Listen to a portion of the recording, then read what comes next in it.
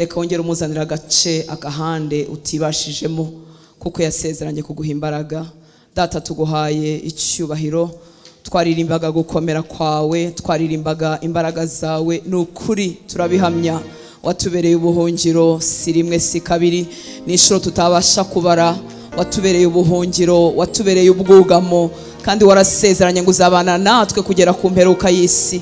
Waravuze ngo ntuzigera udusiga, waravuze ngo abagore aharaho babasha kwibagirwa, nubwo bigoye ko umugore yibagirwa umwana yonsa, ariko birashoboka ko yakwibagirwa. Ngo ariko wowe mwami w'abami ntuzigera utwibagirwa, ntuzigera udusiga, ntuzigera uduhana.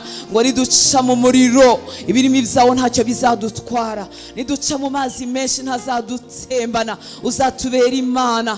Mwami urongera uratubwira ngo utibashije umwongera mw'imbaraga. Niwe wenyine udahutaza abanyantege nkeya, niwe wenyine utabakura ku murongo. Abana b'abantu iyo bantu batubanya abanantege nkeya, iyo bananiwe ibyo twabashinze, iyo bananiwe imirimo twabahaye tubigizayo tukabasezerera, ariko niwe wenyine mwami w'aba uvuga ngo utibashije umwongera mw'imbaraga. Ngo urubingo rusadutse nturuvuna, ngo n'urumuri rucumba ntabwo ruzimya.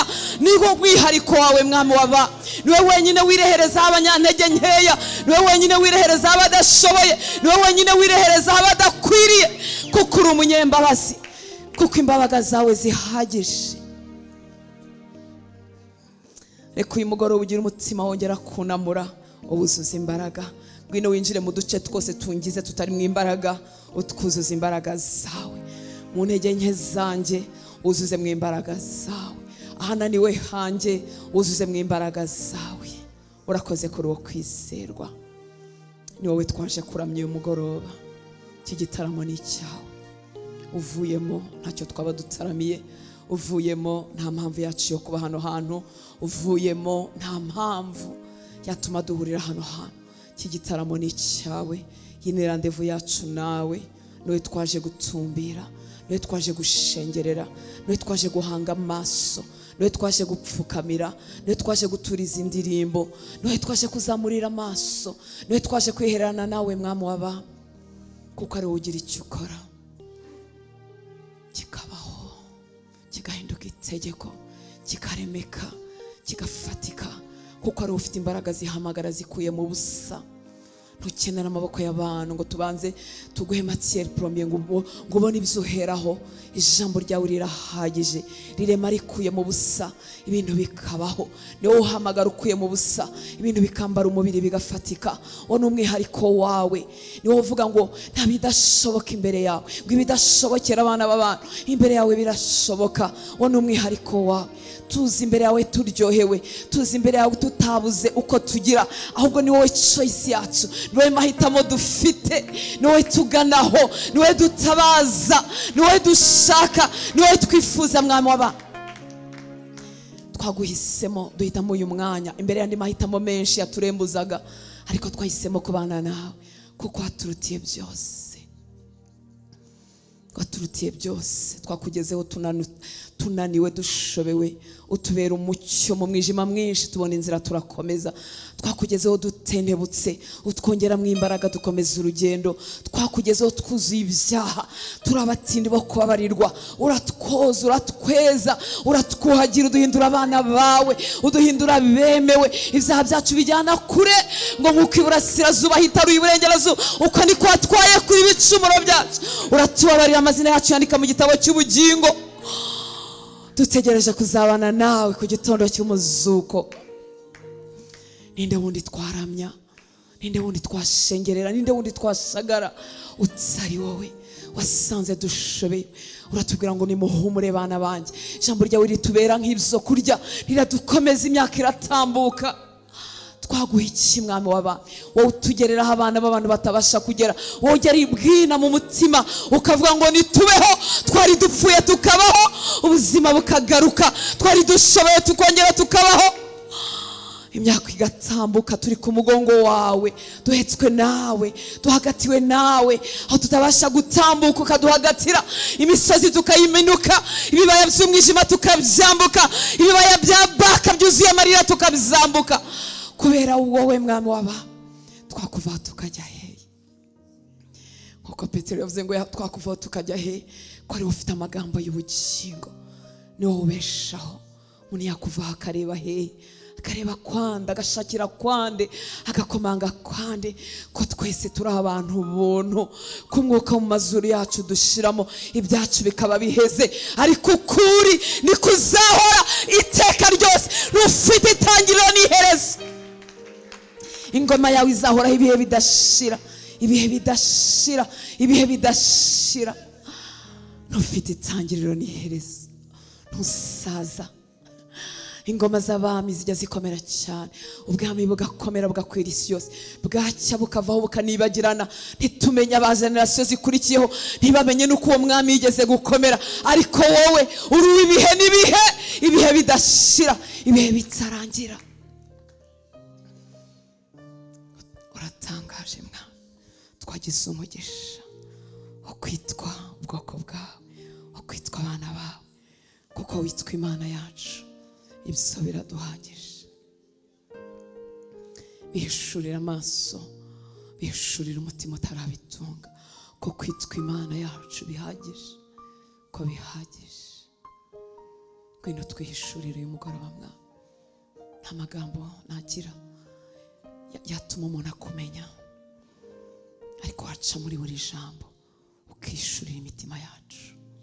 Gakeya twakumenyeho, tukongera tukigirana nawe imbere mu bundi bwiru bwawe. Utarahishurirwa urukundo rwawe, ukarumuhishurira akakumenya, ukamubera uwa mbere, umutima ugakinguka, ukamubera umwami, ukamukiza urupfu rw'iteka, ukaguhindukirira, ukagusaba imbabazi z'ukuri, maze nawe akababarirwa, gahabwa ku buntu natwe twahawe. Wampaye umugisha wo kukuvuga, wampaye umugisha wo kuvuga ibyawe, wampaye grace, wampaye ubuntu. Ninde muntu twarata mu gitondo tukabona ibyo tumurata nimugoroba, tukabona ibyo tumuvuga ukwezi kugashira, tukabona ibyo tumuvuga umwaka ugashira, ariko wowe ubwiza bwawe buraduhishurirwa gitondo n'umugoroba. Byawe ntiturabimenya nk'uko bingana, ibyo twamenye byatwujuje ihumure, ibyo twamenye byaduteye umwete wo kubivuga tutarambirwa, ibyo twamenye ntibidutkojeje isoni, kuko tuzi ko muri byo hahishwemo imbaraga zo gukiza, hahishwemo imbaraga zo kubohora, hahishwemo imbaraga zo kuzana ubuzima, hahishwemo imbaraga zo gukiza agahinda, hahishwemo imbaraga zo gutuma umuntu ava mu irimbukiro agahabwa ubugingo buhoraho. Ibyo kuvuga birimo ubuzima, birimo imibereho, birimo amahoro, birimo igikundiro, birimo ubuzima. Ibyo tukuvuga ntibishirayo. Ubiduhishurire, unyihishurire hamwe n'abari hano mwami w'abami, dusangira ibyo waduteguriye mwami w'abami. Tuguhishurirwe mwiza, tuguhishurirwe mwami udahemuka, mwami udakoze isoni, mwami utadusiga. Tuguhishurirwe, duhishurirwe urukundo rwawe mwami, kugira ngo twigirane imbere nawe. Urakoze papa, cyubahiro cyose nikikugarukire, ni mu izina ry'umwami wacu Yesu Kristo dusenze, amen. Haleluya. Imana ibahe umugisha. Worship team, Imana ibahe umugisha. Haleluya. Mwiriwe neza, muri amahoro. Mwami Yesu abahe umugisha. Urakoze kuza mu nzu y'Imana, urakoze kumvira umwuka wera ku butumire bwe nawe ukaza. Imana iguhe umugisha. Urakoze gutumira abandi, urakoze kubigiramo uruhare. Haleluya. Ntago wamenya icyo ubutumire bwawe bwakora mu mutima w'umuntu. Amen. Abenshi twagiye dutumirwa n'abantu, habaho exception nkeya aho umuntu ajya ahura n'Imana ari wenyine. Ni exception nkeya, bibaho gake aho umuntu ashobora kurembuzwa n'Imana ari mu cyumba cye ari wenyine, Imana ikagira ibyo imubwira, ifite ibyo ikoresheje. Ariko ni hahandi nubwo byagenda gutyo, kugira ngo umuntu akurire mu gakiza, atere imbere mu gakiza, iteka bifashwamo n'abandi bantu. Haleluya. Ni ubwami bw'uruhererekane. Nibyo Paulo yabwiraga Timoteyo, ngo ibyo wanyumvanye imbere y'abahamya benshi uzabibwira abandi bantu bo kwizerwa. Kuki bitwa bo kwizerwa? Nuko bazashobora kubibwira abandi. Ni ubwami rero umuntu adakwiriye kwihererana. Haleluya. niba rero uri muri abo bantu bo kwizerwa bashobora kubibwira abandi, Imana iguha umugisha. Kandi nongere ngubwire ko bidasaba ko tubanza kumenya Bibiliya yose. Wa mugore w'umutumwa bwiza bwa Yohana igice cya 4 bahuye na Yesu umwanya mutoya, hanyuma aragenda abwira umudugudu wose, arabwira ngo nimuze murebe aharaho. Haleluya, ko umuntu twahuye yabariwe Masiya twari dutegereje. Hanyuma umudugudu wose uraza uhura na Yesu. Nyuma baravuga ngo none ntago twijejwe n'amagambo y'uyu mugore gusa, ahubwo twamwiyumviye. Haleluya, mu mudugudu haba ububyutse buzanywe n'umudamu waraye ari indaya agahinduka umukiranutsi mu kanya gatoya. Reka tumuhe icyubahiro. Haleluya. Rero ntuzagira ubwoba bwo gutegereza, ndetse imibare isanzwe yerekana ko abamaze iminsi cyangwa imyaka mu gakiza abenshi nabo batagitumira abantu mu nzu y'Imana. Mwari mubizi kubera ko tuba twarafashwe n'imirimo, wihuta ujya gukora imirimo, utakihutira guhamagara mubyara wawe, utakihutira guca ku muturanyi kugira ngo udakererwe imirimo. Rero ukimenyera Yesu vuba ahangaha. Haleluya. Uretse ko n'abamaze iminsi udakwiriye gutakaza. Noneho uburyo bwaroroshye tubibwira n'abadashaka kubyumva mu buryo bwari bwo bwose. Rero ujye ubigira mu ruhare. Ntago wamenya, ushobora gutumira umuntu ariwe twari dutegereje ngo azaza n'ububyutse muri iki gihugu. Haleluya. Ushobora gutumira umuntu imirimo y'Imana itangaje izakoreka muri we. Ushobora gutumira umuntu wari kuzapfa nko mu cyumweru gitaha akakira agakiza akazigira mu ijuru, kandi yapfa mutarahura yari kurimbuka. Imana itugirira ubuntu. Haleluya. Murakoze rero, Imana ibaha umugisha. Nkuko umukozi w'Imana Piensi yabivuze, turatangira amasengesho kuwa mbere, amasengesho iminsi 3, rendezvous yawe n'Imana. Haleluya. Ubikunde, ubyifuze, ubitubiremo abandi benshi kuva kuwa mbere kugeza kuwa gatatu. Aba ari amahirwe yo kongera kwegerana n'Imana no kumva icyo Umwuka Wera atubikiye. Haleluya. Ndashimira kandi abakomeje kwitanga muri ya gahunda yo kugura ibikoresho bya muzika. Murabizi ko tuyirimo, niba ari bya muzika, niba ari by'amajwi, sound system. Imana ibahe umugisha kandi dukomeze twitange kugira ngo tugere aho tubasha kubigura. Imana ibahe umugisha. Ndashimira kandi organizing committee y'urubyiruko. Imana ibahe umugisha, mwarakoze kudutegurira ibyiza. Umwami Yesu abahe umugisha. Amen. N'abandi bose babigizemo uruhare. Reka tuganire ku ijambo Umwami Imana yashyize ku mutima wanjye uyu munsi. Nahaye umutwe uvuga ngo gukurira mu buntu. Haleluya. Gukurira mu buntu bw'Imana. Imana ishimwe cyane. Ubuntu bw'Imana, haleluya, butugeraho tukihana tugakizwa. Nshyiriho ya liste. Murakoze. Imana ibahe umugisha. Ariya n'amazina ahinnye yabitanze, harimo n'aba X ntacyo bitwaye. Hanyuma dufite total yariya 2,294 nariya. Imana ibahe umugisha. Harya tugomba kugira nariya, dukeneye ziriya 9,000,000. Imana iguha umugisha. Waduha 10,000,000. Imana iguha umugisha. Watanze igihugu. Imana iguha umugisha cyane. Haleluya. Reka tuganire gukurira mu buntu. Amen. Navuze ngo ubuntu bw'Imana bujya butugeraho, mitima yacu igakinguka, tukihana, tukakira Kristo rwose, tukababarirwa, amazina yacu akandikwa mu gitabo cy'ubugingo ako kanya. Ni ibintu biba ako kanya. Gukizwa nako kanya, ntago ari processes, ntago ari urugendo. Haleluya. Kirya gihe umutima wawe watsinzwe, kirya gihe kwizera kwakoreye muri wowe, hanyuma ukamenya ko Yesu yapfuye ku bwawe, bitari inkuru. Haleluya. Kuko ayo makuru tuba tuyasanganywe, tuba twarayize muri gatigisimu, tuba twarayize mu mashuri yo ku cyumweru, ariko kwa kundi umutima wawe wakira kwizera, uko kwizera ko Yesu yapfuye personnellement ku bwawe, hanyuma ukimenya ko uri umunyabyaha kandi ko ukeneye imbabazi z'Imana, ugahindukira ukihana ugakizwa. Urya mwanya amazina yawe yandikwa mu gitabo cy'ubugingo. Haleluya. Bameze nka cya gisambo cyo ku musaraba. Ntabwo Yesu yamubwiye ngo manuka ugende usubize iby'abandi, kandi ntabwo wakwitwa igisambo utarahemutse. Ndetse abantu bashyirwaga ku musaraba babaga ari ibivume rwose mu mujyi, barakoze amahano. Ntabwo Yesu yamubwiye ngo subirayo ugende ubatizwe. Ntabwo Yesu yamubwiye ngo kujya gukora imirimo myiza. Uwo mwanya yaramubwiye ngo mukanya turaza kubana muri paradiso. Haleluya. Imbabazi z'Imana tuzanira tujya mu ijuru tutarazumva. None nitugeraho tuzarushaho kutazumva, ko tuzahurirayo n'abicanyi, duhurireyo n'indaya ruharwa, duhurireyo n'abantu bategaga ku muhanda tutazi igihe bakirijwe. Marerezoma. Tuburireyo abantu bamwe twari tuzi ko tuzahurirayo. Yewe gahinda we. Nuko nta gahinda kazabayo. Ukageraho ugasanga urutanze ntariyo. Seriously. Bati Yesu we. Oya tuzahurirayo ni muhumure.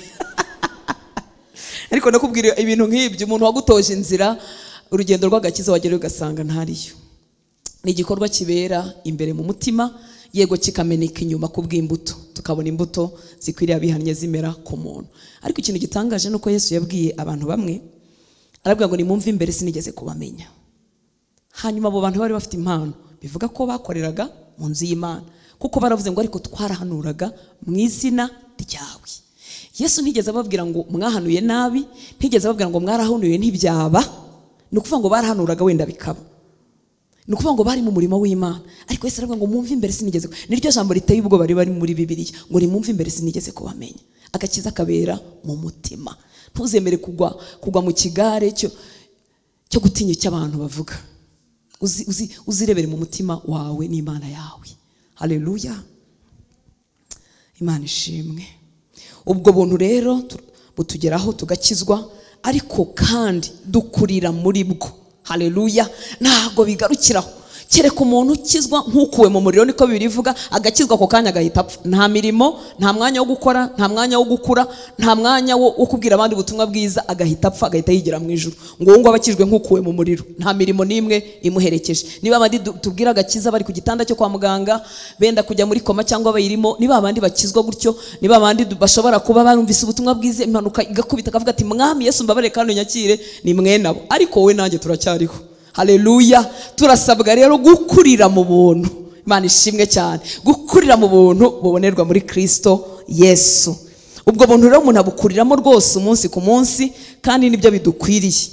Ubundi urugendo rwiza ntirunyuzamo ngo ruhagarare, ngo umuntu none ahagarara ahantu agwinyirira ahantu. Ni ugukurira mu buntu umunsi ku munsi. Mu rwandiko Petero yatwandikiye rwa 2 igice cya 3 umurongo wa 17 tugeze ku murongo wa 18, mu rwandiko rwa 2 rwa Petero ibice 3 17 kugeza kuri 18. Haravuga ngo nuko rero bakundwa, ubwo muburiwe hakiri kare, mwirinde mutayobwa. Ikinyarwanda hano kirakaze, mutayobywa. Nuko rero bakundwa, ubwo muburiwe hakiri kare, mwirinde mutayobwa n'uburiganya bw'abanyabyaha, mukareka gushikama kwanyu. Mukareka gushikama kwanyu. Ni ukuvuga ngo birashoboka ko umuntu yatakaza gushikama kwe. Muranyumva nshuti z'Imana? Ntimuyobywe n'uburiganya bw'abanyabyaha, mukareka gushikama kwanyu. Sinzi niba bamaye NIV.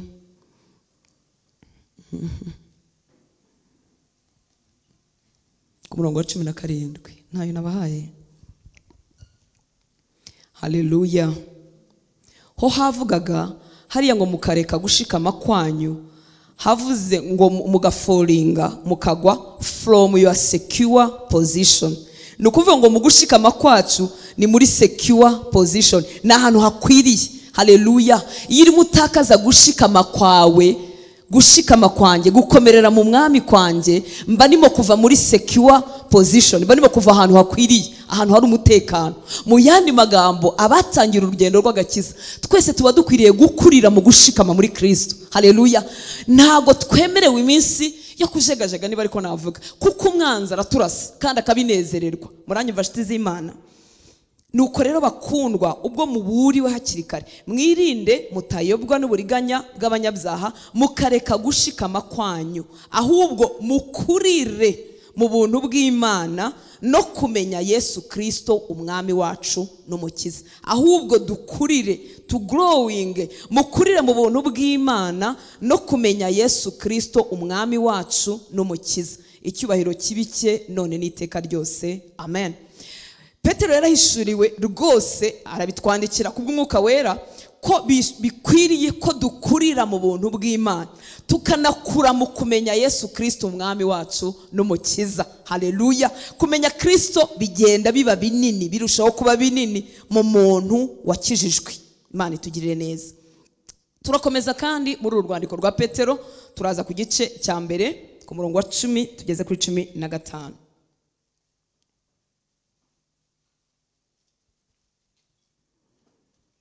Mwibuke ko umurongo wa 17 watubwiye ngo tutayoba cyangwa batatuyobesha, tutayobwa n'uburiganya bw'abanyabyaha, tukareka gushikama kwacu.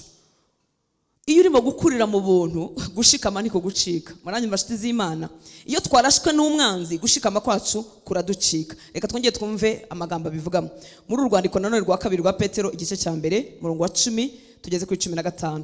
Ngo nicyo gituma bene data mukwiriye kurushaho kugira umwete wo gukomeza guhamagarwa no gutoranywa kwanyu, kuko nimukora ibyo ntabwo muzasitara na hato.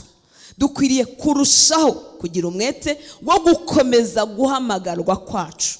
Imana iraduhamagara. Umuhamagaro wa mbere witwa w'agakiza, umuhamagaro wa kabiri ukaba wo gukora. Haleluya. Umurimo uwo ari wo wose Imana ishyira mu mutima wawe, ariko urasabwa kurushaho kubigirira umwete. Ngo kurushaho kugira umwete wo gukomeza guhamagarwa kwawe no gutoranywa kwawe. Gutoranywa nta ruhare ubigiramo, n'ubuntu bw'Imana bukugeraho, ariko umwuka wera aragukangurira. Ngo nicyo gituma bene data dukwiriye kurushaho kugira umwete.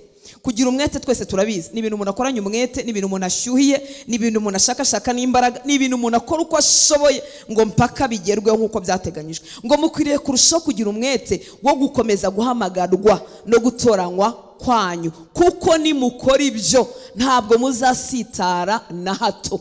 Iyo umwanzi yakurashe ugatakaza umwete wawe n'ishyaka ryawe, byoroshye no gusitara. Muranyumva nshuti z'Imana? Haleluya. Muri make kurinda umwete wawe, kurinda guhamagarwa kwawe no gutoranywa kwawe, kubishakana umwete bikurinda no gusitara. Ngo ahubwo bizabaha rwose kwinjira mu bwami butazahanguka bwa Yesu Kristo ari we mwami n'umukiza wacu. Nicyo gituma nanjye iminsi yose ntazagira ubwo nirengagiza kubibutsa ibyo. Muri make arabatera umwete, ariko nawe afite umwete. Ntibinashoboka burya ko watera umuntu umwete nawe utawufite. Haleluya. Umuntu kugenda mu bintu buke buke buhoro buhoro yabinebwemo, yagutera umwete wo gukora? Ntibishoboka. Nuvuga ngo birasaba kuba ufite umwete kugira ngo ubashe gutera abantu umwete. Haleluya. Urugero, niba utumira umuntu kuza gusenga, ntabwo wajya hora umubwira ngo ujye gusenga. Yakubaza ati se wagiyeyo? Uti wenge ntabwo nagiyeyo. N'ubutaha ukamubwira ngo ariko ujye gusenga. Ese wagiyeyo? Ati sinagiyeyo. Ubwo ibyo bintu murumva byaba bijyanye. Ahantu dukangurira abantu kujya ni ahantu natwe turimo kujyayo. Imana ishimwe cyane. Haleluya. Petero arimo aribabwira, arabateza umwete, ariko akababwira ko nawe awufite. Nicyo gituma nanjye iminsi yose ntazagira ubwo nirengagiza kubibutsa ibyo, nubwo musanzwe mubizi mugakomera mu kuri muri mwe ubu. Haleluya. Ngo kandi rero ndibwira ko binkwiriye ko mbatera umwete mbibutsa nkiri muri iyi ngando. Mu yandi magambo, birankwiriye ko mbatera umwete nkabibibutsa nkiriho, kuko ndenda gupfa. Ariko mbega abagabo we, haleluya. Tekereza gato, Imana ikubwiye ngo ejo uzapfa, wakora iki?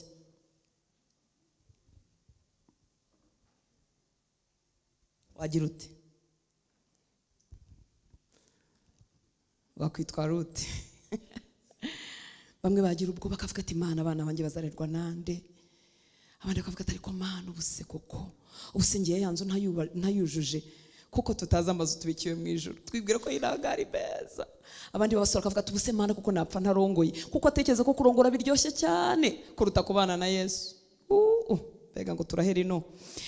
Imana ishimwe cyane. Ngo nicyo gituma nanjye iminsi yose ntazagira ubwo nirengagiza kubibutsa ibyo, nubwo musanzwe mubizi mugakomera mu kuri muri mwe ubu. Ngo kandi rero ndibwira ko binkwiriye ko mbatera umwete mbibutsa nkiri muri iyi ngando, kuko nzi yuko igihe cyo kunyagwa ingando yanjye kigiye gusohora vuba, nk'uko umwami wacu Yesu Kristo yamenyesheje. Igihe cyo kuva muri uyu mubiri kigiye kugera, kandi ni vuba, kuko umwami wacu Yesu yarabimenyesheje. Mbega kubana n'Imana neza ukiriho, n'igihe cyo kugera akavuga ati mwana wanjye rero uburenda kurangiza umurimo, turenda kugenda. Haleluya. 15. Ngo ariko nzajya ngira umwete kugira ngo nimara gupfa muzabashe guhora mwibuka ibyo iminsi yose. Kaduha Imana icyubahiro. Haleluya. Tekereza Petero ariko muramwibuka yihakana Yesu, muramwibuka ubwoba bwaramwishe, muramwibuka yuzuye n'intege nkeya, ariko reba uko arimwe asaza avuga, nako nta nubwo yashaje baramwishe. Tekereza uko yegera urupfu arimwo avuga, yahindutse umugabo w'intwari, nta bwoba bw'urupfu afite. Sinzi ngo yanditse ari mu minyururu, sinzi ngo yanditse hagiye kuba iki. Amakuru atubwira yuko cyangwa amateka ya Bibiliya atubwira yuko bamwishe bakamubamba, akavuga ati ntimumbame nk'umwami wanjye munshurike. Ntabwo byanditse muri Bibiliya, ni biri mu mateka. Ariko reba nta bwoba namba afite, umwete afite n'umwe, nuwo gusiga abwiye abo babana, nuwo gusiga abwiye aho urwandiko ruzagera ko bakwiriye kugira umwete wo gukomeza guhamagarwa kwabo, kandi akababwira ngo nzakomeza mbibibuze nubwo musanzwe mubizi, nzagira umwete wo kongera kubibabwira, kandi ndashaka kubibabwira nkiriho, ngakora ibyo nsabwa gukora byose nkiriho, kuko ndabizi ko igihe cyo kwamburwa ingando, igihe cyo kuva mu mubiri kiri hafi. Kandi nubwo igihe cyo kuva mu mubiri kiri hafi, ntabwo mfite ubwoba, ahubwo ndimo nabibabwira kugira ngo nimara gupfa ntimuzanzanire indabo gusa, ahubwo hazagira ikintu gisigara mu mitima yanyu, hazasigare ko hari umugabo wabibukije iby'uru rugendo, hanyuma namwe mubikomereremo. Haleluya. Niyo souvenir bazasigara batwibuka iki. Imana idutabare, tumenye ibyo tubikiwe mu ijuru, bidutera umwete. Tumenye icyo Yesu yakoze mu buzima bwacu, bidutera umwete. Dukura amaso kukugumana imico imwe y'isi itajyanye naho tujya.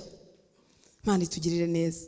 Nzajya ngira umwete wo kugira ngo nimara gupfa muzabashe guhora mwibuka ibyo iminsi yose. Ndimo ndavuga umugabo wakuze mu buntu bw'Imana, kuva mu bwoba bwo gutinya gupfa, akihakana umwami we, kandi yamubwiye ati ni ukuri turagerana no mu rupfu, ariko kuko yari atarakurira mu buntu akamwihakana kuko atabibashije, ariko igihe kikagera akaba atagifite ubwoba bw'urupfu. Haleluya. Akaba agambira ikintu kimwe, abibutsa ngo bagume mu buntu bw'Imana bahawe, bakomerere muri ubwo buntu, nibwo batazasitara naho. Akavuga ati nzabibibutsa, nongere mbibibutse, nongere mbibabwire, kugeza igihe ijwi ryanjye muzaba mutacyumva, ariko mwakwibuka ko napfuye, nabyo bikabatera umwete.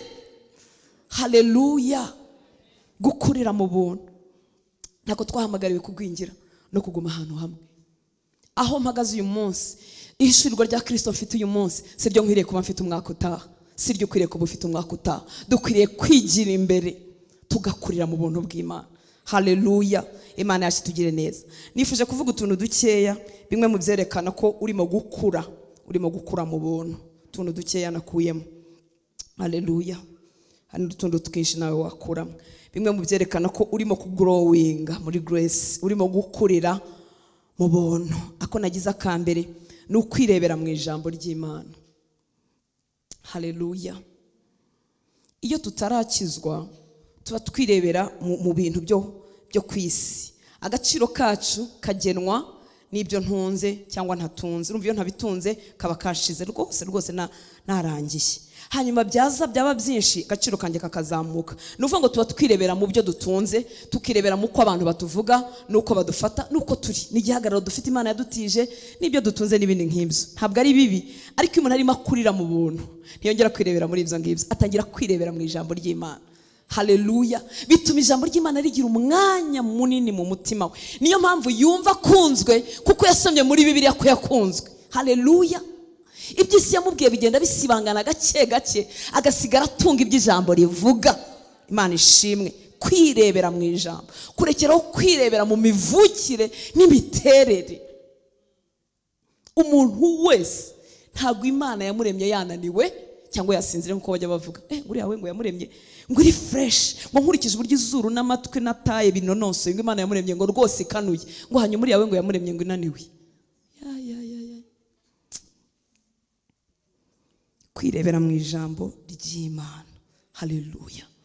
Uretse no kugirira agaciro mu ijambo ry'Imana, ritangira kukubera indorerwamo wikosoreramo. Ntabwo ugitegereza ngo umugabo yavuze, umugore yavuze, umwana yavuze, ku kazi bavuze, polisi irambona, pastor arahari. Iri jambo ry'Imana ritangira kukubera indorerwamo. Iyo barimo bavuga hano ntabwo utera igitiyo, niko bavuga ngo byoheze, ngo iyo mukadata haba ngo bakamumbwirira, ngo iyo umugabo haba. Yesu ni mwiza. Haleluya. Ritangira kukureba wowe, nkaba ndimo kuri kwigisha ariko rimbwira. Kiza kubwira ko umwigisha gifite ubuzima nuko azaba babwira nawe rimubwira. Imana ishimwe cyane. Haleluya. Urwandiko rwa kabiri rwa Timoteyo 2:15 na 16 haravuga ngo ujye ugira umwete wo kwishyira Imana nkushimwa. Haleluya. Ujye ugira umwete wo kwishyira Imana nkushimwa. Niki se kidutera gushima? Iteka uko somye ijambo ry'Imana rirankosora, riransinda, riranyigisha, riramugura nkavuga ina ariko aha nahongera uhakore, aha nahongera uhahindure, mpagusa nicyo rivuga, mpakuryizera nkuko riri. Haleluya. Ujye ugira umwete wo kwishyira Imana nkushimwa. Umukozi udakwiriye kugira ipfunwe, ukwiriranye neza n'ijambo ry'ukuri. Gukwirirana neza se niki? Nukuvuga ngo turaringaniye naryo, aho rigorora ndagororeka, aho rihindura ndemera ngahindukira, aho rimbwira ngo ibiri ndeka nanjye ndeka ndareka. Nuko ngukwiriranye neza n'ijambo ry'ukuri. Haleluya. Iyo umuntu akurira mu buntu agenda arekeraho kuburana n'ijambo ry'Imana, agenda yemera rikamutsinda aho kuriburanya. Ndavuga ngo yego, yego mwami. Agenda aryizera. Haleluya. Imana ishimwe. Ngo ujye ugira umwete wo kwishyira Imana nkushimwa, umukozi udakwiriye kugira ipfunwe, ukwiriranye neza n'ijambo ry'ukuri. Ariko amagambo y'amanjwe atarayimana uyazibukire, kuko abayavuga bazarushaho gushayisha. Ijambo ry'Imana riragenda rikakubera miroir. Ikiza cyo kuba mu ijambo sometimes rikubera miroir utanabigennye. Urabizi ubundi miroir mu gitondo ibyutse uyijyamo bishaka cyangwa ntuyijyemo. Iyo turimo dukurira mu buntu bw'Imana rero, ijambo rigukosora utagiye no kuritekerezaho. Igitekerezo cyawe kiraza kinyuranye naryo rigahita rizamuka muri wowe, rikakubwira ngo ariko suko bigenda. Ariko abana b'Imana suko babigenza. Nta muntu wari ngo kubwire, nta mwigisha uhari. Iryo wabitse mutima wawe rivayo, rikaza rikavugana n'ibitekerezo byawe, rikabwira ngo rutahoya suko. Niyo mpamvu kuri bika mu mitima yacu bifite umumaro. Naribikiye mu mutima wawe kugira ngo ntagucumura. Bigenda biteze, ujya gucumura rikakuvugirisha, wanacumura rikakwibutsa ariko warengereye, hanyuma ukagaruka vuba. Iyo hari empty, ibitekerezo by'isi bikomeza bikuyobora. Imana itugirire neza. Ako nagize aka kabiri kanryoheye cyane. Bimwe mu byerekana ko urimo gukurira mu buntu nicyo twita excitement. Mu Kinyarwanda bavuze ngo ni umunezero, ariko numva habuze makana. Ni umunezero ubira ibintu bibira bishyuhiye muri wowe. Ninde wari washyuhira nk'ikintu ukagishyuhira? Abanyarwanda ntibagishyuha, baracecetse. Iyo bafite ubukwe baba bacecetse, iyo bafite ibirori kereka basinze. Mujya mubona abantu batasinze ariko bashyuhiye ibintu, babaho ariko ni bake. Twagiye muri silencieux. Nimba ari intambara na za genocide, nimba ari imiruho n'imihati y'isi, nimba ari ukubura ububyutse, ariko abanyarwanda benshi twagiye muri silencieux. Iyi rero excitement ni umunezero ariko ubira. Ni ukuvuga ngo byanze bikunze ntiwancaho nakubwiye ikinejeje, byanze bikunze uzambona umenye ko hari ikintu gihari. Haleluya. Abantu rero bari gukurira mu buntu bafite iyi excitement mu bintu by'Imana, ku Mana. Haleluya. Ntabwo ari ibintu bahishahisha, ni ibintu bashyuhiye. Bafite excitement y'iby'ubwami byose, kandi iyi excitement yabo ibatera kumva bajyanamo na benshi bashoboka, batumira benshi nabo bakabyumva, nabo bakabibamo. Ntabwo bazimye, bari maso, barakangutse. Haleluya. Mfite umuvandimwe umuvuza abavandimwe banjye barana bamumenya, ukunda umupira. Akunda umupira. Numbona nagiye muri stade uzamenye ko rewe wanjyanye. Abigenza ati, arambwira ati ariko harya nyita pastor banza sinago nibuka nyita Mama Ruga. Ariko Mama Ruga nuko icyakubwira muri stade ukuntu haba hameze. Ati nkabwe se ko numva ntanabireba, sinajya menya ni yatsinze, sinajya nabire. Nkabwira na kera ntarakizwa sinabikunda. Ati we ntago bizi. Tukamara umwanya convincinga uburyo azanjyana muri stade. Kuko abikunze n'umutima ntashobora guceceka atabi. Tunyuzamo tukongera tukavuga ati uzaze rimure. Ati waruhuka. Kajya mbwira ukuntu naruhuka, ukuntu biruhura. Nkabwiraga nuko ubikunda. Nkabwira rero cyama nanjye ukaza mu byo ndimo ngo wumve uburyo biryoshye, wumve uburyo biruhura. Excitement rero ni ibyo ngibyo. Arabizi ko umupira ntawukunda, arabizi ko ntari muri reyo, arabizi ko nenda kujyamo, ariko ntiyibuza kubimbwira uko duhuye. Excitement. Umuntu urimo kugrowing, umuntu urimo gukurira mu buntu bw'Imana, are excited ku by'ubwami bw'Imana. Haleluya. Arashyushye, afite umunezero ubira. Haleluya. icyama umwuka wera akawugarura mu mutima wawe. Nibwo urugendo rw'agakiza ruryoha, nibwo gukorera Imana bitavuna, umubiri uraruha, intege nke zikashira, ukaba wananirwa, ariko mu mubiri imbere muri wowe mu mutima hari ikintu kibira kigutera kutarekeraho. N'igihe umubiri wawe unaniwe, n'igihe abantu baba badashaka kubyumva, ikintu kibira muri wowe kirongera kikakugarura, kikavuga ngo aharaho uyu munsi bari bubyumve, aharaho ejo hazaza abandi, aharaho. Haleluya. Umuntu urimo gukurira mu buntu ari excited kubw'ubwami bw'Imana. Iyo umuntu rero atabizi agira ngo ubu turindushyi, ngo ubu ngo twarushye kuza kuvuga ubutumwa bwiza, ngo ubu ngo byatugoye kuza guterana. Ntago byatugoye, twaje turyohewe. Haleluya. Twaje tubishaka, twaje tubikunze. Ntabwo mvuga ngo ndihangana njye mu materaniro, oya. Umuntu ukubwira ngo none ngo nzihangana nze, nuko ataragiriye excitement. Hari urugero rwo gukura mu buntu atari yagira. Umuntu ikintu yagiye kureba ikintu akunda, uwo muvandimwe wanjye ntabwo yabambwira ngo arihangana ajye kureba Reyo. Ntabwo bimusaba kwihangana. Niyo yagiye mu ntara aba yagiyeyo. Kandi iyo yatsinzwe arababara. Namubwiye se uracyababazwa nayo? Ati ndababara ko mpita njya kuryama. Kandi ubundi ni umuntu ukunda ikiganiro. Ariko ahita ajya kuryama. Si ibyo yigira, arayikunda. Haleluya. Iyo umuntu arakivuga ngo ndihangana nze mu materaniro, arabura akakantu ko gukurira mu buntu. Haleluya. Ndasaba umwuka wera yo kabyara ngo agukurize mu buntu bw'Imana bwageze mu mutima. Ube excited kubyo Yesu yakoze, ube excited kubyo ubwami bw'Imana, ugira umunezero ubira. Niho isi itazakubasha. Isi ifite ibintu bishinyitse amen kugira ngo bikuzimye. Umwanzi aragusaba igitondo n'umugoroba, aradusaba igitondo n'umugoroba. Hari igihe umwanzi gukubita ikintu ukavuga uti noneho umva sinzi ko ndi buharenge, ariko ibintu bibira umwami Imana yaduhaye bikongera bikakubyutsa, ukwezi kugashira, umwaka ugatambuka, imyaka igatambuka, tugifite uburyohe bw'agakiza atari ibyo twigira. Ndabikwifuriza, kuko gukizwa ukagarukira utageza uzabihirwa pe. Uzajya wumva ikirori uvuga uti nacitswe kabisa. Umwana umwe yarakijijwe mu minsi ya corona, none corona itivaho itirangira. Corona irangiye bafungura za boîte de nuit, abantu basubira mu kabyiniro. Akajya ambwira ati bagenzi banjye, ambwira ati ubu ukijijwe tubyiniro dufunguye. Oh haleluya. Ariko nugera mu mwanya wa excitement ntago uzamisinga akabyiniro, ntago uzamisinga whisky, ntago uzamisinga amarura. Inzoga zigezweho nizihe? Kera mu gihe cyacu twanywaga maritini n'amarura yabagaho. Nugera mu gihe cya excitement ntabwo uzakumbura kuryamana na boyfriend na girlfriend, uzaryoherwa no kubana n'umwana. Igituma umuntu asubira mu byaha batarakurira mu buntu, igituma ikinyoma ugituramo kigakunda ukaryoherwa n'ibyo kizana, nuko utaragera mu gihe cya excitement. Haleluya. Haleluya. Yosefu yabwiye nyirabuja aramubwira ngo sinakora icyaha gisa gityo, wancomera ku Mana yanjye. Uretse n'Imana yanjye na databuja kameme yaranyizeye, sinakora icyaha gisa gityo.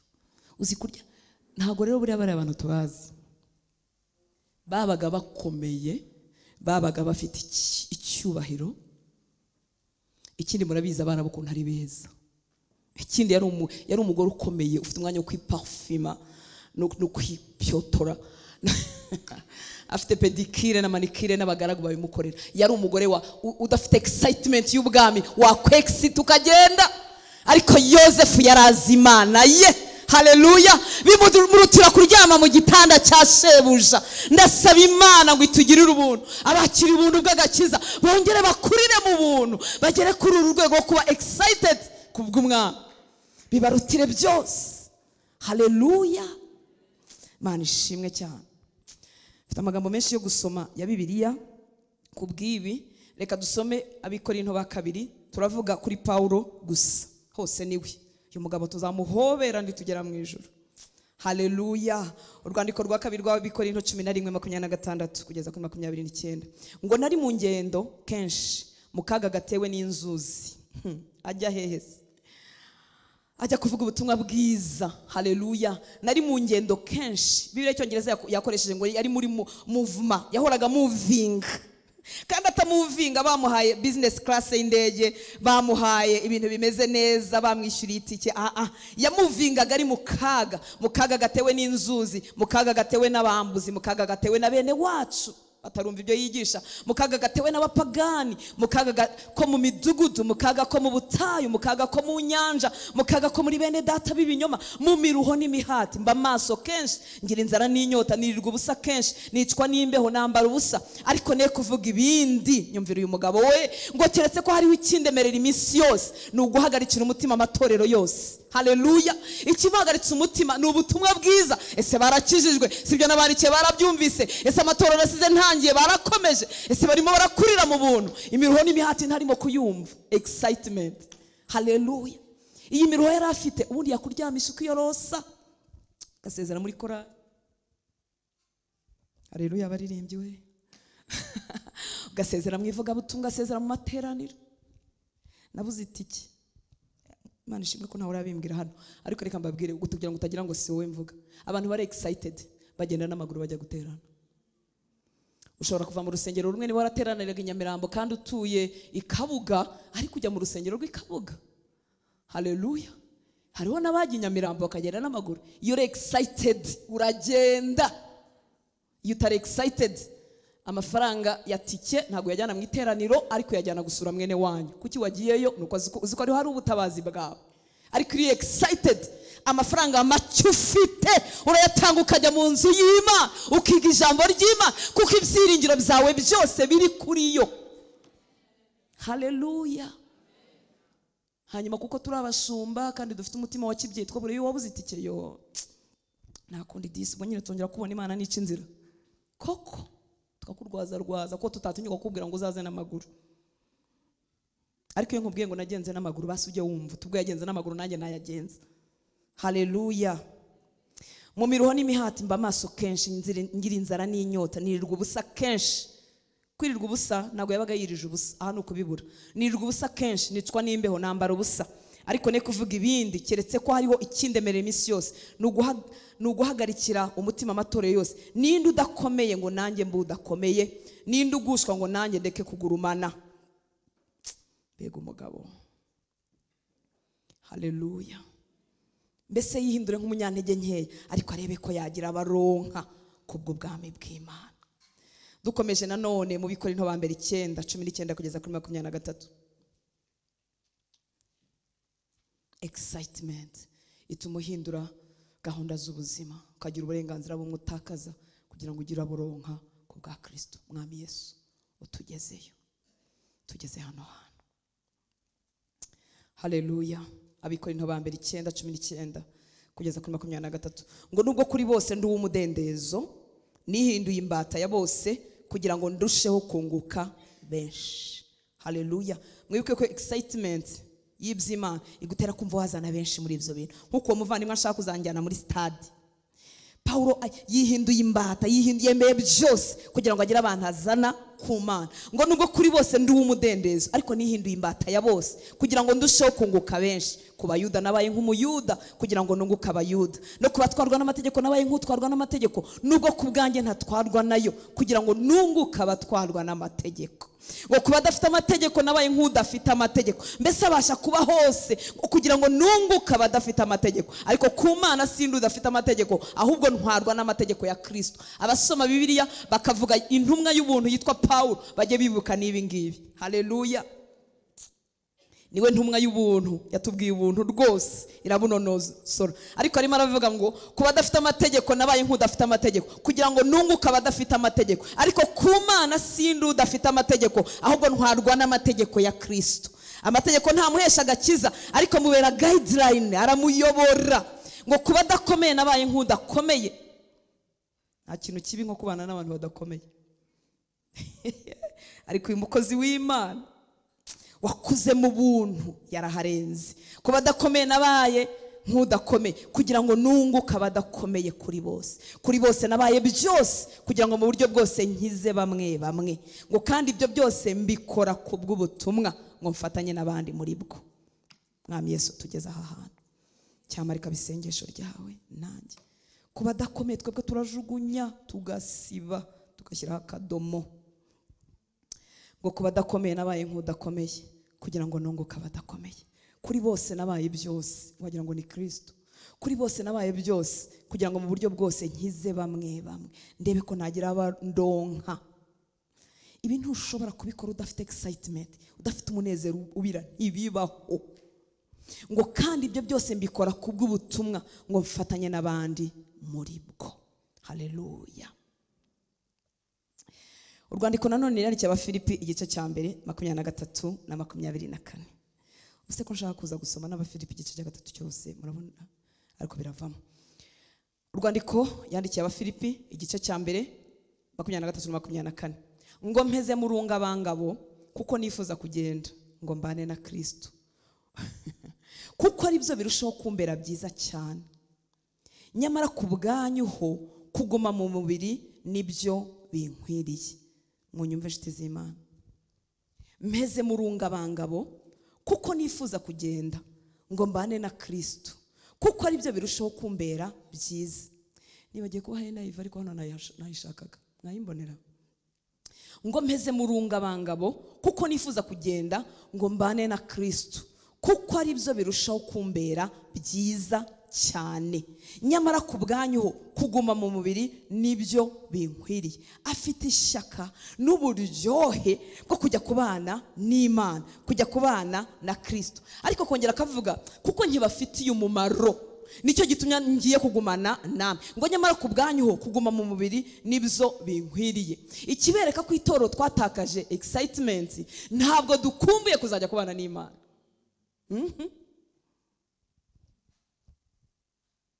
Yesu ashimwe.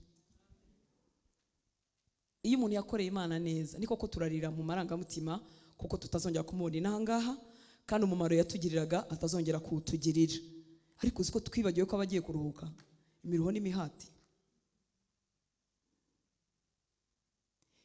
Ntabwo bibaho kuko agakiza iyo twagaha icyo biba bitubwiye ngo ubu none uzajya kubana n'Imana mwisho. Tekereza ikintu twakira turyohewe aricyo Yesu yakoze ku musaraba tukababarirwa ariko ntitube excited yaho turimo tujya.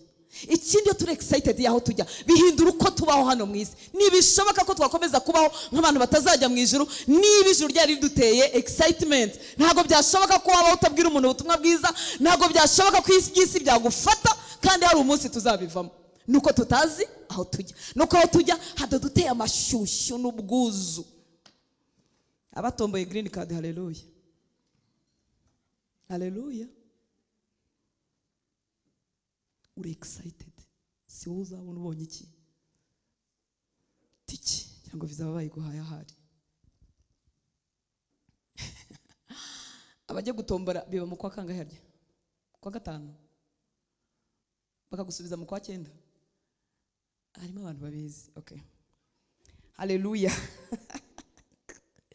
Uburi excited. Si wowe uzarota tukugeza ku kibuga cy'indege cy'Ikanombe ukajya hehe muri Amerika. Nukuri nta muntu wakwambura uwo munezero kuko urabizi kuzajya muri Amerika ngo ni mu gihugu cy'amasezerano.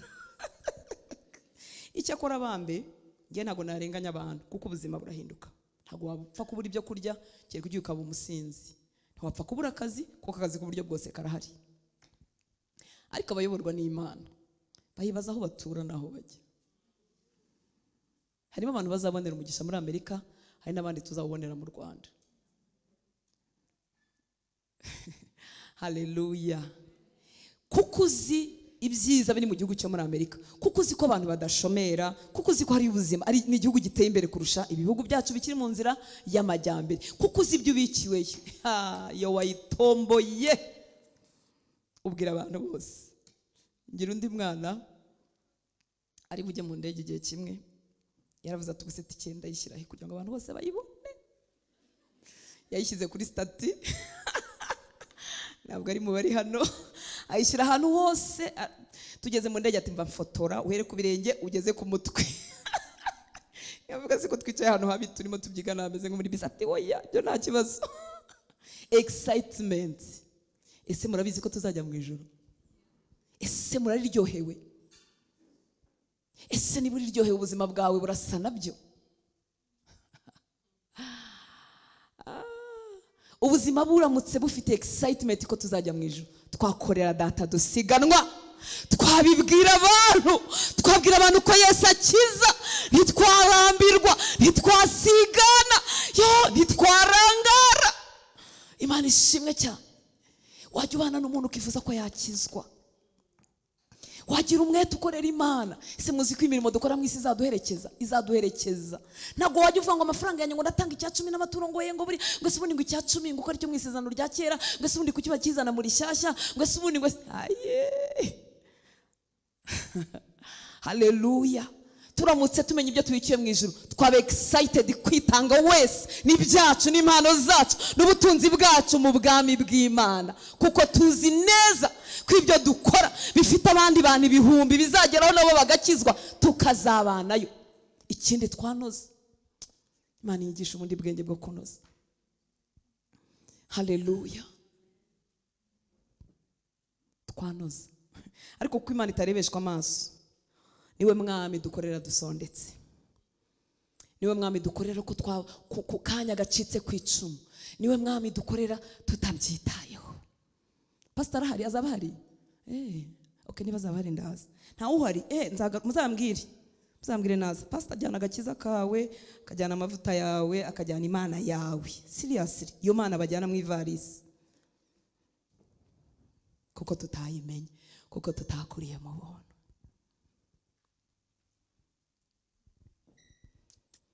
Haleluya. Shyigikira ko abakozi b'Imana bahembwa, kuko n'abana babo biga mu mashuri kandi mu modoka yabo anywa essence, ntaganywa umwuka wera. Haleluya. Shyigikira ko babaho neza. Kera niwo numvaga uzaba umuhamagaro wanjye, nzi ko nzacuruza kagira amafaranga, nkajya nshyigikira abakozi b'Imana, nkababona bambaye neza, nkababona bari mu modoka meza, nkababona batabuze minervari z'abana. Ariko kandi impano y'Imana ntigurwa amafaranga, nta kintu wayishyura. Ku buryo umuntu avuga ngo ubwo batazampemba ngo sinza mu missionnaire, n'ubundi ntiwari we, baguhemba bataguhemba ntiwari we.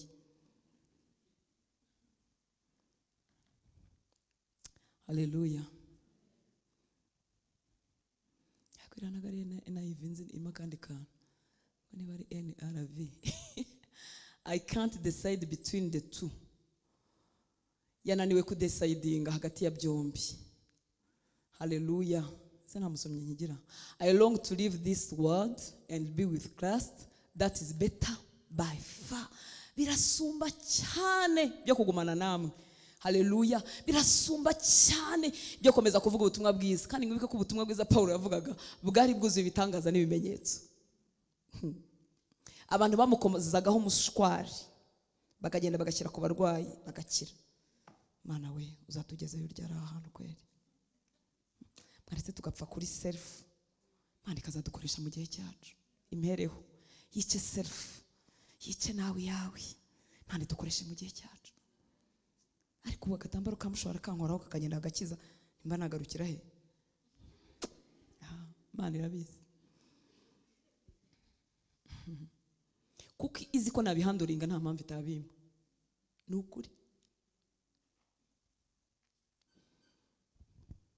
Swate hari kitarakura muri njyewe, swate byanyica kuko mwaza mukuzura ku rugo rwanjye nkananirwa guhumeka, ngapfa hataragera hagahinduka ibitaro. Hari kimwe muri ibyo n'ibitarinda ubuzima bwanjye, ifite ikindi kitarakura muri njye. Haleluya. Uyu mugaragu w'Imana yarimo aravuga ngo aheze hagati ya zira decision zombi, aheze yananiwe kudecidinga hagati ya biriya byombi. Arifuza cyane kuva muri iyi si agasanga umwami we. Haleluya. Are excited kujya kubana n'uwamubambiwe, kuko birasumba cyane, biri better cyane, birasumba cyane. Ariko nanone ni iby'ingenzi ko yahaguma kugira ngo akomeze ababwire ubutumwa bwiza, kugira ngo akomeze yera imbuto hagati muri bo. Haleluya. Imana ishimwe cyane. Reka nsome igice cya 3 cy'Abafilipi nihuse tugenda neyo kuva ku murongo wa mbere kugeza ku 21. Abafilipi igice cya 3 guhera ku murongo wa mbere ufite 21. Ndayanyuzamo wenda simbuke. Reka tugendane. Ngo ibisigaye bene data mwishimire mu mwami Yesu. Kubandikira ibyo nigeze kubandikira ubundi ntibindambira. Oh haleluya. ibisigaye bene data mwishimire mu mwami Yesu. Kubandikira ibyo nigeze kubandikira ubundi ntibindambira, are excited ku buryo kongera kubibasubiramo ntacyo bimutwaye, ngo kandi namwe bibagirira akamaro. Mwirinde zambwa, mwirinde inkozi z'ibibi, mwirinde n'abakeba gukeba kubi, kuko twebwe turi abakebwe gukebwa kwiza, abasenga mu buryo bw'umwuka w'Imana, tukishimira Kristo Yesu, ntitwiringira iby'umubiri, nubwo ngewe nabasha kubyiringira. Agakomeza avuga biriya murongo wa 4 na 6, reka tujye kuri 7. Nyamara ibyarinda mu yanjye nabitekereje ko ari igihombo ku bwa Kristo. Haleluya. Ngo ndetse ibintu byose mbitekereza ko ari igihombo kubw'ubutunzi butagira akagero, aribwo kumenya Kristo Yesu. Kubw'uwo nahombye ibyanjye byose. Ntago arimo bivugana amaganya nka bya bindi cyo tuvuga ngo rero ngo nje mu gakiza, ngo mana we, ngo mbega gukizwa gwese byari biriya, ngo narakennye ndakubitika. Noneho umuntu nabivuga akaba bivuga akumbuye ibya kera kuruta ibyahagazemo uyu munsi, akumbuye Egiputa n'ibyaha byabyo. Gwese gukizwa nibi, gukizwa nibi, ibyondo nibyo byagiye n'amamodoka aragenda, ariko ubugingo bwawe wahawe ubugingo buhoraho, kutabishirirwa nibyo bituma tubabazwa naho twahoze. Haleluya. Ariko iyo turi excited turavuga ngo bizaragiye, hazaza ibindi bibirusha ubwiza biri mu icyubahiro cy'Imana. Imana ishimwe cyane. Ngo ndetse n'ibintu byose ku 8 mbitekereza ko ari igihombo kubw'ubutunzi butagira akagero, aribwo kumenya Kristo Yesu. Kubw'uwo nahombye ibyanjye byose, ndetse mbitekereza ko ari amase kugira ngo ndonke Kristo, ngo kandi mboneke ko ndi muri we, ntafite gukiranuka kwanjye kuva mu mategeko, ahubwo mfite ukuzanwa no kwizera Kristo. Ariko gukiranuka kuva ku Mana guheshwa no kwizera. Haleluya. Kugira ngo mumenye n'imbaraga zo kuzuka kwe no gufatanya imibabaro ye. Ntago Paulo arimo asimbuka ibintu bimwe bitaryoheye amatwi, ariko yari excited.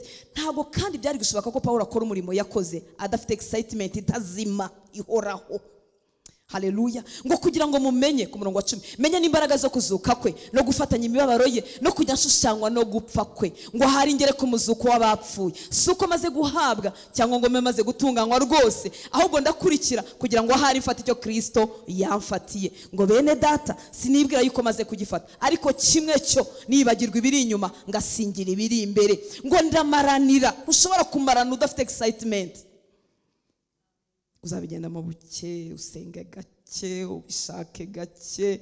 Ndamaranira kugera aho dutanguranwa, ngo mpabwe ingorano zo guhamagara kw'Imana muri Kristo Yesu kwavuye mu ijuru. Ngo nuko rero mwabatunganijwe mwese mwe uko mungana mwe, namwe muba ariko muhuza uwo mutima, kandi niba hariho ikibatekeresha ukundi cyose, Imana izakibahishurira nacyo. Ariko rero ukuri dusohoyemo aba ariko dukurikiza. Iri jambo abantu bajya barisobanura nabi, ngo ukore mbese ibyo ushaka, ngo niko kuruhagazemo. Oya, ahubwo aravuga ngo ibyo twamaze kumenya, ukuri wamaze kumenya ukubemo udasubira inyuma. Ngo bene data mugere ikirenge mu cyanjye muhuje imitima, kandi mwite kubakurikiza ingeso zacu izo mudufiteho icyitegererezo. Hariho benshi bagenda ukundi, abo nababwiye kenshi, nanone ndababwira ndira. Mwibuka ko excitement idutera kumva twajyanayo na benshi bashoboka, afite agahinda ka bene wabo. Ngo hariho benshi bagenda ukundi, abo nababwiye kenshi, nanone ndababwira ndira, yuko ari abanzi b'umusaraba wa Kristo. Amaherezo yabo no kurimbuka, Imana yabo ninda, biratana ibiteye isoni byabo, bahoza umutima ku by'isi.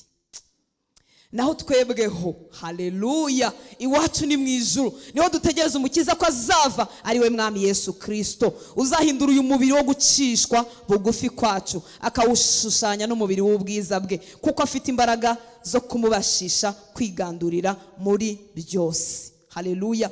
Uyu mugabo arenda gupfa, biri mu nzandiko ze za nyuma. Haleluya. Ariko urupfu ntirumuteye ubwo, imibabaro iri ku mubiri we n'ibyago n'amakuba byose byamugezeho ntago byajimije excitement ye, wa munezero ubira. Ndakwifuriza nanjye niyifuriza kugerayo. Haleluya. Ikindi kigaragaza gukurira mu buntu, sindi bubitindeho, urukundo rw'ibintu bimwe ruragabanuka hakiyongera gukunda data. Kizakubwira kuri mukurira mu buntu, urukundo rw'ibintu bimwe twita iby'isi rugabanuka muri wowe, gukunda data kukwiyongera, kuko ntibijya bibangikana, kimwe gisunika ikindi. Ko gukunda data kugwira bisunika gukunda iby'isi, ko gukunda iby'isi bigwira bisunika urukundo rwa data. Muranyumva nshuti z'Imana? Urwandiko rwa mbere rwa Yohana 2:15 kugeza kuri 17.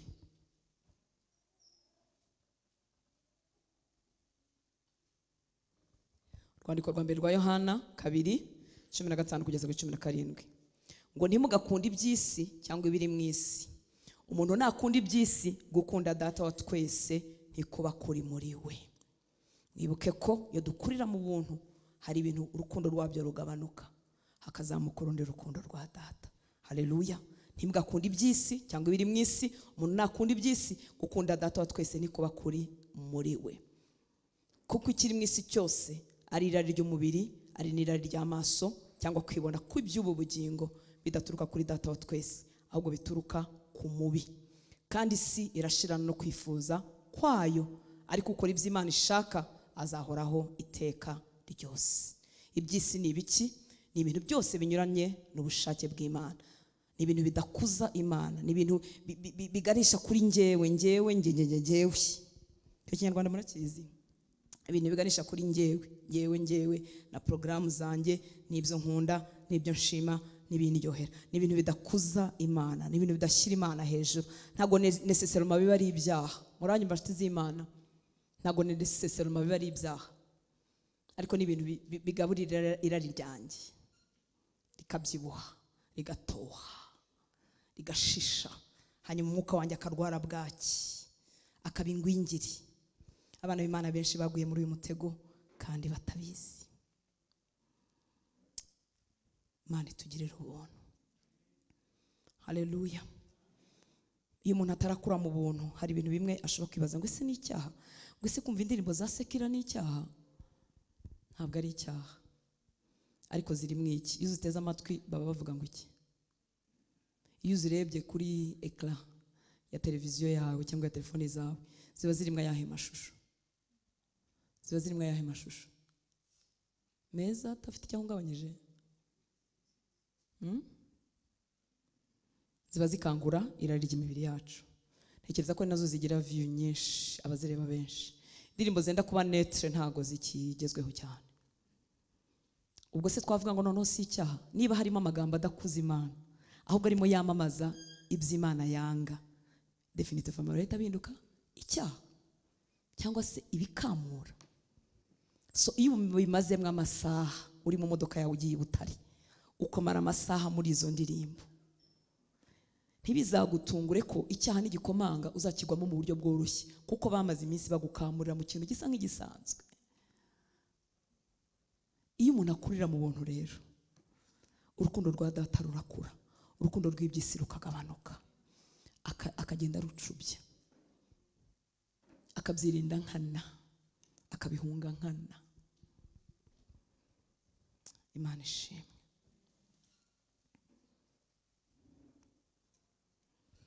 Nubona iminsi umaze mu gakiza urushaho gukunda urugero film, niba urushaho kuzikunda cyangwa nta kintu cyagabanutse namba, ushobora kuba warakijijwe ariko ntabwo urimo gukurira mu buntu. Ariko urimo gukurira mu buntu, ugira ibyo uhunga, ntibigufata umwanya munini. Imana ibaha umugisha. Aka kane ndangiza.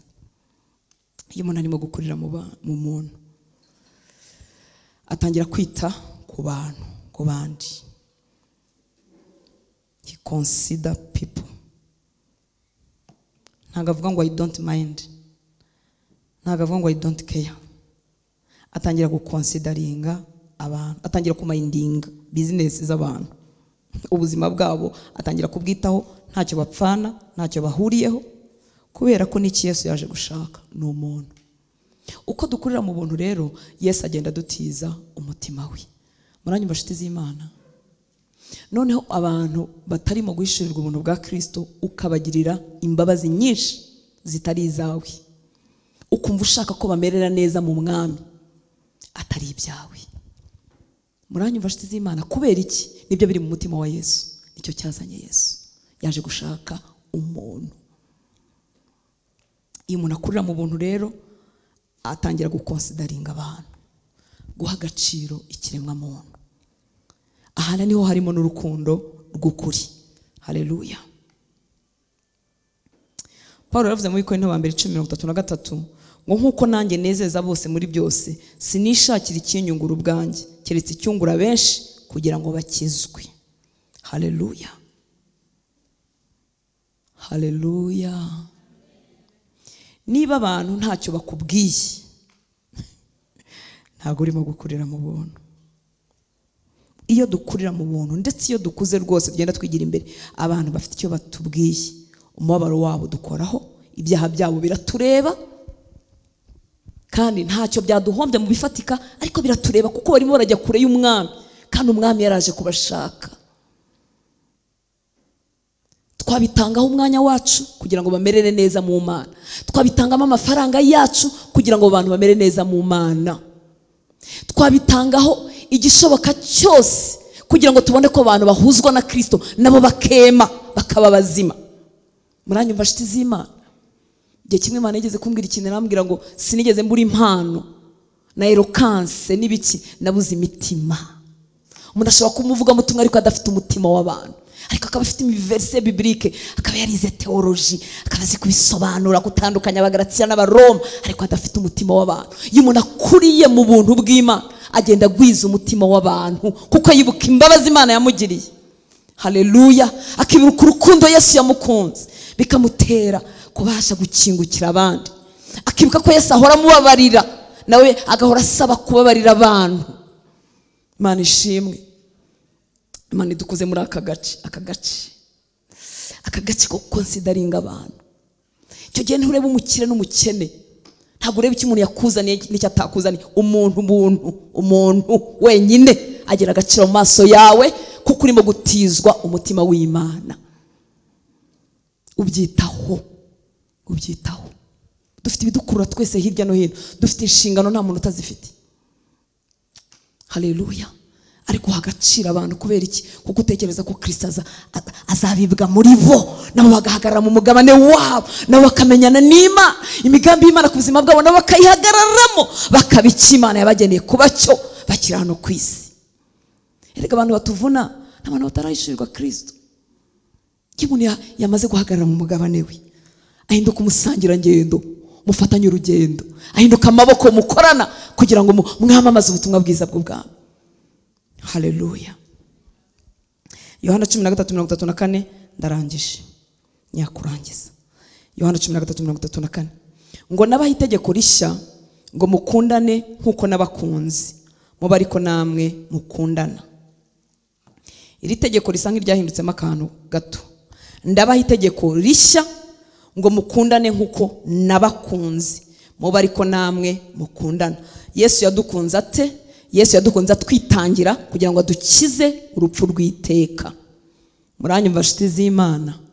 Haleluya. Iri tegeko rishya ntirivuga ngo ngukunde nkuko nikunda, ngukunde nkuko Kristo yankunze. Niyo mpamvu uru ni rwo rukundo rw'ukuri. Urukundo rw'ukuri si ukubwira umukobwa ngo ndagukunda warangiza mugasambana. No. Kuko urukundo rw'ukuri rwifuza ko umuntu yakizwa. Muranyumva nshuti z'Imana? Nidukunde nkuko Yesu yadukunze. Ntago ari urukundo rushyirira riryanjye, ntago ari urukundo ruguha gift kugira ngo nawe uzame. Ni urukundo rukwifuriza ko wahuzwa na Kristo.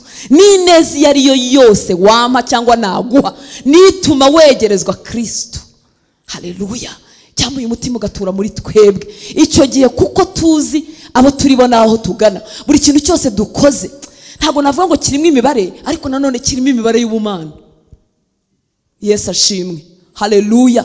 Iyo tugutabaye cyangwa iyo tugusuye cyangwa iyo tugushyigikiye ni ukugira ngo ukomerere muri uru rugendo, usobanukirwe urukundo rwa Kristo. Muranyumva nshuti z'Imana? Si ukugira ngo uhindukirire twebwe twebwe, ntacyo byaba bimaze. Twifuza dukwiriye kugera aha hantu. Mukundane nkuko nabakunze. Ni urukundo rukiza, ni urukundo rusevinga, ni urukundo ruhuza umuntu n'Imana. Umuntu rero nakubwira ngo ndagukunda ariko atarimo kuganisha mu nzira ziguhuza n'Imana, uzamenye ko rutitwa urukundo, ni ikinyoma cyangwa ni irari. Mana yo mwijuru bahe umugisha. Reka duhaguruke. Ndakwifuriza gukurira mu buntu. Nanjye ndifuriza gukurira mu buntu. Buntu bwangezeho. Niba butarakugeraho bwakiriye umugoroba, maboko ya Yesu aragukinguriye cyane cyane. Niwe wamuzanye, yaje gushaka no gukiza waruzimiye. Nta byaha na bimwe atakiza, nta mibabaro n'imwe atakiza. Nicyo cyamuzanye. Nta mutima atahindura, cyagusaba no kuwamwemerera, ukemera kuri umunyabyaha kandi kukeneye kongera kungwa n'Imana, ukihana, ukababarirwa, ugakira, ugakizwa, ugahabwa ubugingo buhoraho, ugatangira urugendo turimo twebwe rwo gukurira mu buntu bw'Imana.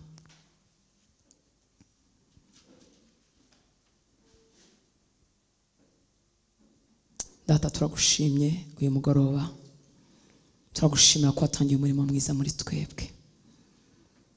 Ntabwo wifuza kuwukora ngo ugarukire hagati, urifuza ko twese uko twakire bwa buntu twakirijwemo twakomeza gukurira muri ubwo buntu.